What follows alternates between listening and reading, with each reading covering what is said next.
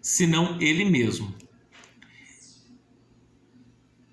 E estava vestido de uma veste salpicada de sangue, e o nome pelo qual se chama a palavra de Deus. E seguiam-no os exércitos que há no céu, em cavalos brancos e vestidos de linho fino, e branco e puro. E da sua boca saía uma aguda espada, para ferir com ela as nações, e ele as regerá com vara de ferro.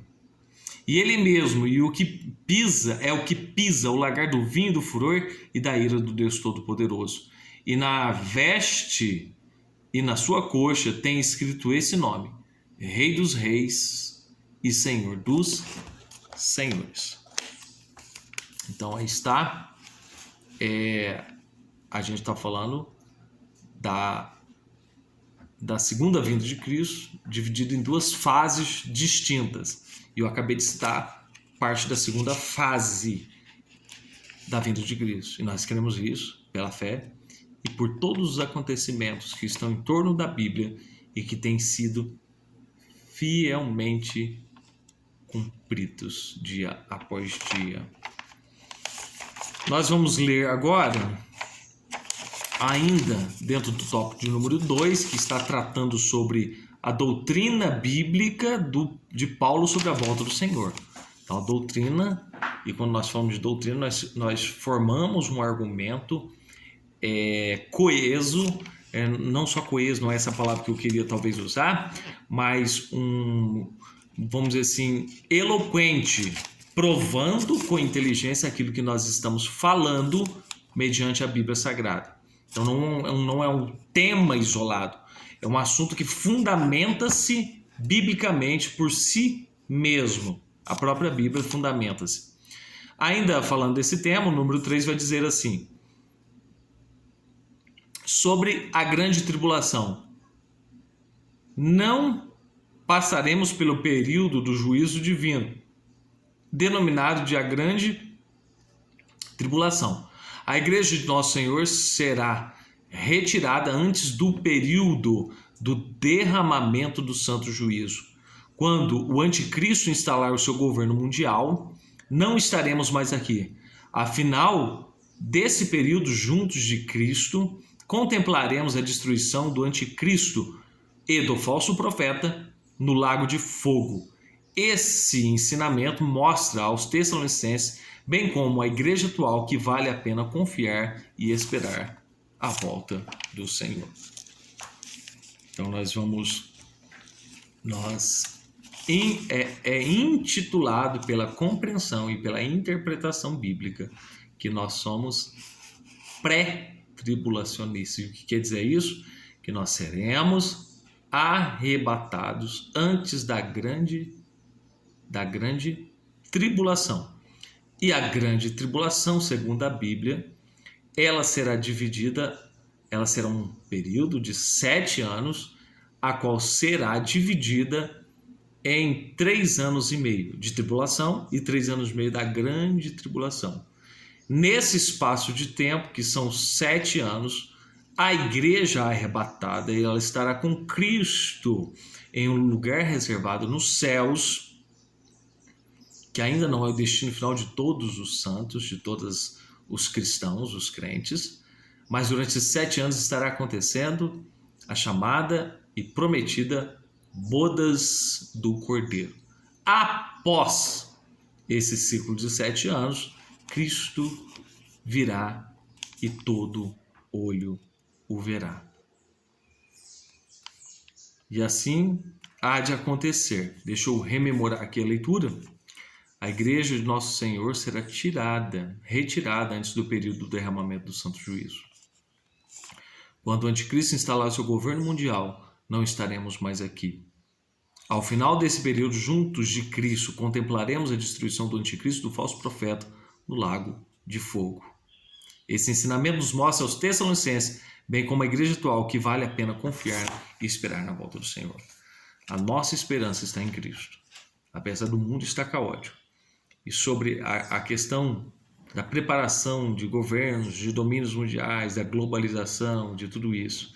Isso é um fato inegável diante da realidade isso faz-me me curvar ao conhecimento bíblico.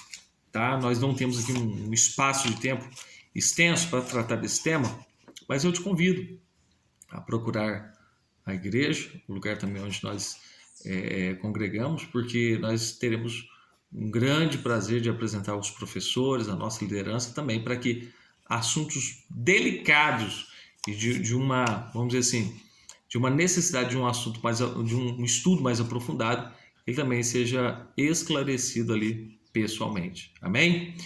Seguindo, fazendo uma síntese agora do tópico de número 2, vai dizer assim: a volta de Cristo se dará em duas fases. A primeira somente para os santos e a segunda para todos os homens.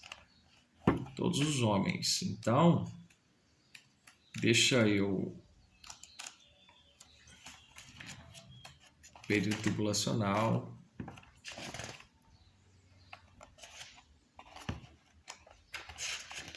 Então, tudo bem. Deixa eu ler aqui um subsídio, tá? Porque já acaba gerando uma curiosidade. Eu espero que sim, né? Porque é um assunto muito sério. A grande tribulação. A expressão grande tribulação é encontrada em Apocalipse 2, 22, 7, 14 e deve ser entendida em termos escatológicos. Jesus falou acerca desse dia como um tempo tal, qual nunca houve na história da humanidade, nem haverá. A quase totalidade do livro do Apocalipse menciona esse período, Apocalipse do capítulo 6 ao capítulo 19. O profeta Jeremias menciona como angústia de Jacó, lá em Jeremias 30, do 4 ao 9. Daniel recebeu revelações que aludem a esse fatídico dia nos tempos do fim. Partes do Antigo Testamento se referem a esse período como o dia do Senhor. No Novo Testamento, a expressão utilizada é o dia de Cristo, ou o dia de Deus. Está intimamente relacionada ao julgamento de Deus sobre toda a terra, inclusive sobre Israel. Segundo o Champlin, há duas palavras hebraicas e gregas para a tribulação. No hebraico, tsará, aflição, estreiteza. No grego, tilibo, pressionar, oprimir, atribular, e tilipsis, pressão, opressão, tribulação. Todas têm a ver com aflição causada por alguém. Nesse contexto, a grande tribulação terá como causador o próprio Deus. Algumas pessoas têm dificuldade em crer que o Senhor será o autor dessa tribulação. Acham mais difícil crer que Satanás será o agente. Embora o diabo, pela sua ação malévola, traga sofrimento para a humanidade, principalmente para os que mantêm a fé em Jesus, a Bíblia é clara quando afirma que o Todo-Poderoso desencadeará sobre o planeta sua ira, sobre aqueles que insistem em ser rebeldes aos seus mandamentos. Enquanto isso, a igreja arrebatada estará no céu comemorando, como eu frisei, as bodas do Cordeiro em paz, descanso e regozijo. A seguir veremos alguns pontos importantes a considerar sobre esse tempo. Duração de 7 anos. Depois, acontecimento da primeira metade. Começará logo após o arrebatamento da igreja. O anticristo se levantará contra o libertador de Israel e em nome para governar para o governo mundial, pois terá a solução para o caos do planeta. Nações do norte levantarão contra o povo judeu, formarão uma confederação que se unirá para destruí-lo. Porém, no instante da derrocada final da nação judaica, o anticristo livrará e ganhará a confiança dele. Nesse tempo levantar-se-ão 2 testemunhas em oposição ao anticristo. Todas as nações se dobrarão durante o iníquo e aceitarão sua liderança. A partir desse momento, o mundo viverá uma falsa paz. Agora, acontecimentos da segunda metade. Em primeiro lugar, o líder mundial que trouxe falsa paz à Terra revela a sua verdadeira face e principia dias de terror.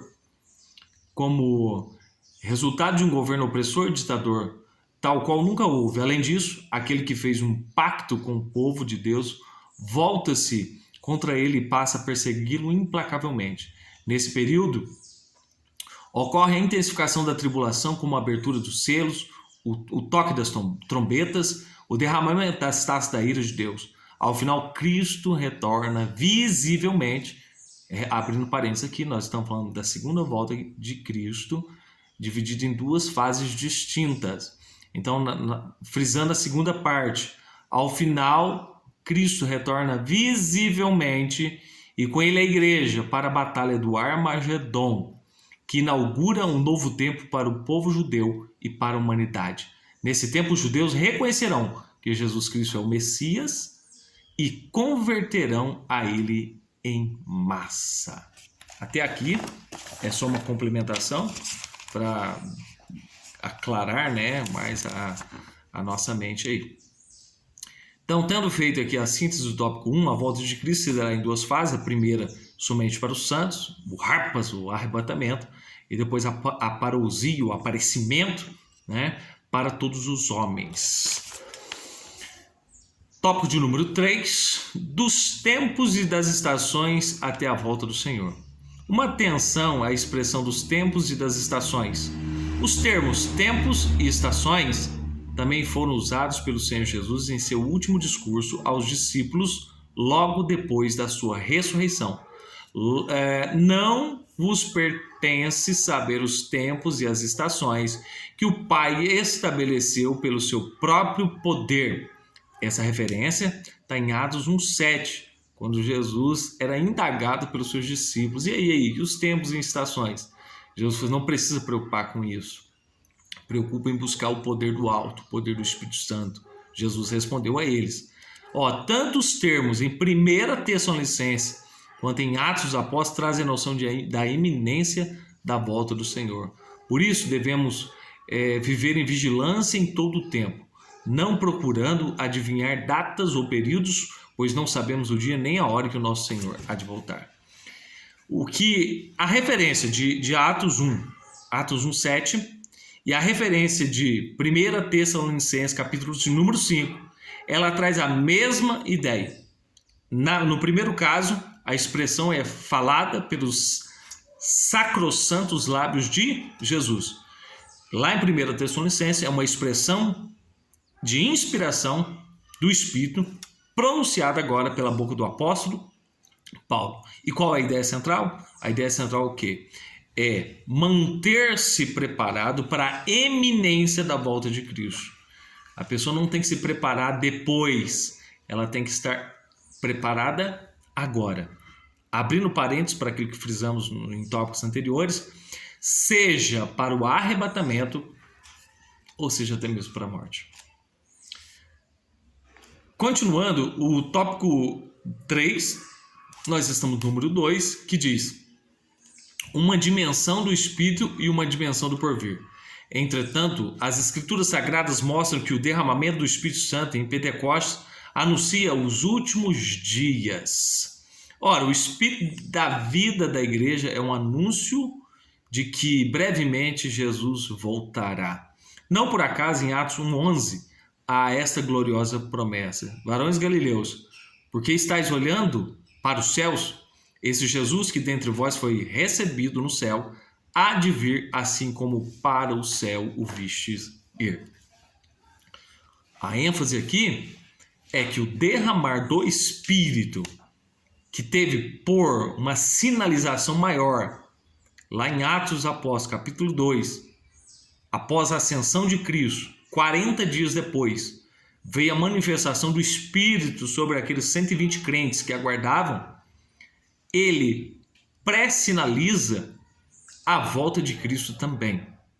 É claro que nós, na atualidade, aguardamos um evento maior, um evento com grande ênfase do derramar do Espírito. E isso pré-sinaliza também a volta de Cristo.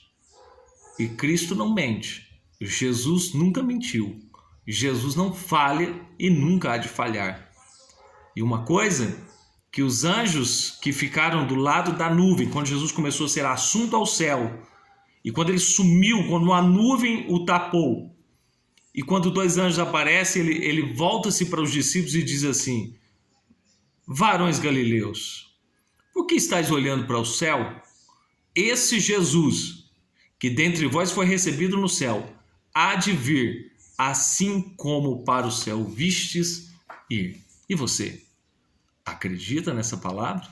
Acredita? Você se prepara para esse momento da volta iminente de Cristo? A ênfase aqui é a gloriosa esperança de Paulo, a pregação de Paulo, a ministração de Paulo, que ele cria, e pelo que ele vivia, e pelo que ele agia, o que o motivava a andar para frente no sentido espiritual de fazer algo para o seu Senhor enquanto era tempo, e também de se preparar para um dia estar com Cristo. E você, crê nessa palavra? Tem as suas dúvidas? Vamos lá, pergunta de reflexão, tá bom? O número 3 do tópico 3 vai dizer assim: Espírito, com letra maiúscula, Espírito Santo, né? E por vir, temas da nossa pregação.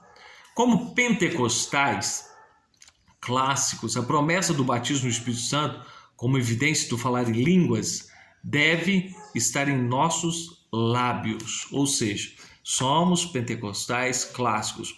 Nós não somos pentecostais só por causa do barulho. Nós somos pentecostais por causa da base bíblica a qual nós estamos apoiados, começando lá em Atos dos Apóstolos. E outra coisa, vai além. A promessa do batismo no Espírito Santo, derramar do Espírito Santo, ela permeia toda a Bíblia. Eu posso citar Isaías, eu posso citar o livro do profeta Joel, eu posso citar o acontecimento em Atos dos Apóstolos, eu posso enfatizar Paulo quando chega na cidade de Éfeso, onde as pessoas são batizadas no Espírito Santo. Eu posso citar aqui um dos primeiros gentios a serem alcançados pela graça na casa de Cornélio, pelo poder da pregação de Pedro. Pedro começou a falar de Jesus, da sua morte, da sua trajetória, do seu sofrimento, e de repente o Espírito de Deus desce e pousa sobre eles, assim como lá no Pentecostes. E qual é a evidência de que eles estavam inflamados pelo Espírito Santo? A glossolalia, o falar em línguas, falar em uma língua dada pelo Espírito Santo. E nós continuamos crendo, vivendo, e eu estimulo você a continuar pregando sobre o batismo no Espírito Santo, a buscando o batismo no Espírito Santo da forma bíblica, não por um engodo ou um mecanismo neurolinguístico convencido a falar alguma coisa parecida com línguas estranhas, mas com poder dado pelo Espírito Santo, sem emoção externa, mas por um contato divino. Lembrei daquela expressão: você vê o vento? Não. Você sente? Sim. E o Espírito Santo, ele vem como um vento veemente, impetuoso, e enche a nossa casa, enche o nosso ser, e nós evidenciamos, é evidenciado pelo falar em línguas. Eu não estou falando de confusões, eu não estou falando de algumas, se é que eu posso chamar de igrejas, que reúnem, ela nem pega o microfone, já estoura a falar em línguas, isso tudo mecanismo humano. Que o sangue de Jesus repreenda tais pessoas e que elas se voltem em arrependimento à cruz do Calvário, para não fazer um desvalor daquilo que é tão sagrado que nós dizemos sobre o batismo do Espírito Santo. Todavia, a promessa da bendita esperança deve estar em nossa proclamação. Não deixemos de dizer: Jesus em breve voltará. Jesus em breve voltará. A igreja de Cristo nasceu no fogo. Nós estamos falando do inflamar do Espírito, do calor do Espírito Santo. Nós estamos falando disso. A igreja de Cristo nasceu no fogo e debaixo da promessa da sua volta. Eu faço questão de ler essa referência. Atos, capítulo 1. Atos, capítulo 1. Está me pedindo o verso 8 e o verso 11, mas eu quero ler um contexto para dar ainda mais ênfase à promessa do batismo no Espírito Santo, vinculada à promessa da volta de Jesus Cristo Nazareno. Diz assim,